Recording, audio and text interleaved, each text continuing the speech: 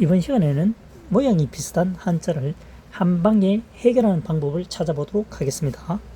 청강계보다는 헤아릴계로 먼저 접근하는 것이 좋겠습니다. 피어오를 발음이다. 하늘천이죠. 하늘에 피어오르는 것을 헤아린다는 거죠. 걸음을 걸어서 거리를 잰다는 것, 측정한다는 얘기입니다. 헤아릴계, 청강계.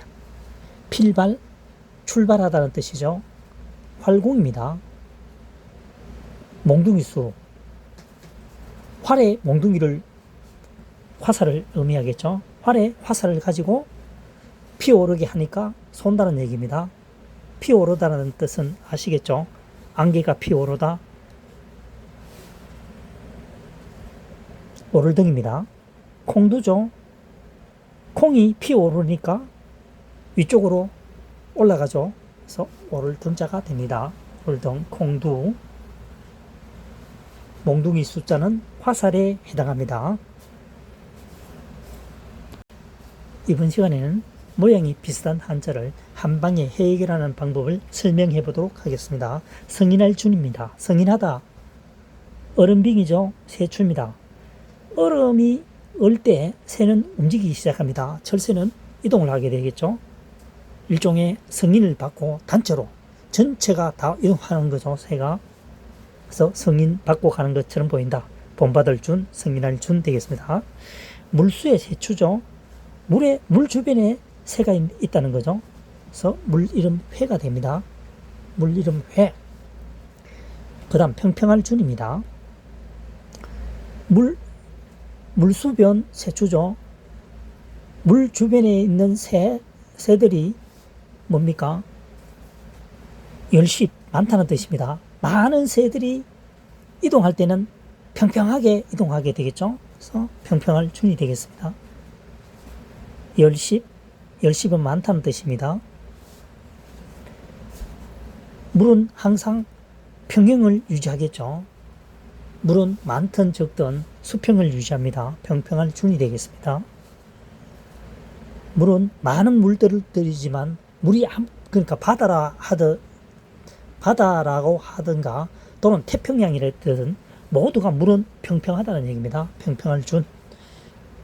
물 이름은 강 이름이 많지만 모두가 평평하다. 수평을 이루고 있다. 이런 얘기입니다. 평평할 준. 이번 시간에는 모양이 비슷한 한자를 한 방에 해결하는 방법을 설명해 보도록 하겠습니다. 다툴경입니다. 갈라질 배죠. 사람이 갈라지니까 어떻게 합니까? 다투는 것이죠. 다투게 되면 갈라지겠죠. 그래서 다툴경. 제대로 다툰다는 거죠. 다툴경입니다. 떨릴 경. 이길 극이죠. 이길 극은 오래 걷는 사람이죠. 오래 걷는 사람이 이긴다. 오래 버티는 사람이 이긴다. 인내하는 사람이 이긴다. 이런 뜻이 있습니다. 서로 이기려고 하니까 출발선에 서면 마음이 떨립니다. 떨릴 긍자가 되겠습니다. 이길 극이긴다. 이길 극이죠. 성칼도방입니다. 성칼도. 칼을 가지고 이긴다는 거죠. 전쟁터에서 최종적으로는 그 지역에 직접 가야 되겠죠. 그래서 칼도가 나온 겁니다. 이길 것, 칼로서 진정하게 승리를 확정 짓는다는 거죠. 이번 시간에는 모양이 비슷한 한자를 한 방에 해결하는 방법을 설명해 보도록 하겠습니다. 마을촌입니다. 나무목 가골촌이죠. 나무가 가깝게 계속 연결되어 있다. 그것은 마을이라는 거죠. 그림을 그린 것처럼 나무가 작은 나무들이 쫙 박혀 있습니다. 울타리라고 보면 됩니다. 집안이 울타리겠죠. 마을을 형성하고 있습니다. 제목 제자입니다. 제주 제자죠. 나무를 가지고 제주를 부리려면 당연히 제목이 있어야 되겠죠. 그래서 제목 제자가 되겠습니다. 편지차립니다. 나무목 세월입니다. 새를 이용해서 나무를 묶어서 보낸다. 편지를 보냈다는 얘기죠. 편지차립니다. 매를 이용해서 새의 발에 나무를 묶어, 그때는 종이가 없던 시절이죠. 그래서 편지차립이 되겠습니다. 제목제, 마을촌. 모양이 비슷한 한자를 한방에 해결하는 방법을 설명해 보도록 하겠습니다. 청간무로 대표음을 청간무로 풀이하면 안 됩니다. 무성할 무자로 한번 살펴보도록 하겠습니다. 뚫을 권이죠. 창고합니다. 창은 관리를 잘하게 되면 무수하게 찌를 수 있겠죠. 그래서 무성할 무입니다. 무성할 무, 청간무. 개술입니다. 무성할 무, 하나일이죠. 무수한 세월 한결같이 하나같이 사람과 같이 해온 동물은 개다는 얘기죠. 개술입니다. 무수한 세월 하나같이 한결같이 사람과 같이 해온 동물은 멍멍이 강아지 개술이다. 그 다음 별자리 숫자입니다. 무수할 무자죠. 불똥주입니다. 무수하지만 불똥을 하나를 가지고 지키는 게 훨씬 낫겠죠. 무수하지만 불똥을 가지고 지키는 것이 사람의 100명보다 낫습니다. 불똥 하나는 주변을 굉장히 밝게 만드니까요. 횃불을 이용한다는 얘기입니다. 그래서 지킬 수, 별자리 수 이렇게 하면 되겠죠. 이번 시간에는 모양이 비슷한 한자 한방에 해결하는 방법을 설명해 보도록 하겠습니다. 살주자입니다. 사람인 변이죠. 주인 주자입니다. 사람이 주인이 되어 한 곳에 머무니까 어떡합니까? 그곳에 산다는 거죠. 정착해서 산다는 얘기입니다. 그래서 살주자가 되겠습니다. 갈왕자입니다. 걸을 척이죠. 주인주입니다. 걸어가다 보면 누가 주인인지 알 수가 없습니다. 근데 마지막 때에 가다 보면 누가 주인인 줄 알겠죠. 주인은 남으니까요. 갈왕입니다. 아름다울 가자입니다. 사람인 변이죠. 수옥규 또는 상토규입니다. 흑토가 2개니까 상토규, 수옥규. 수옥이라는 것은 굉장히 상스러운 거, 좋은 겁니다.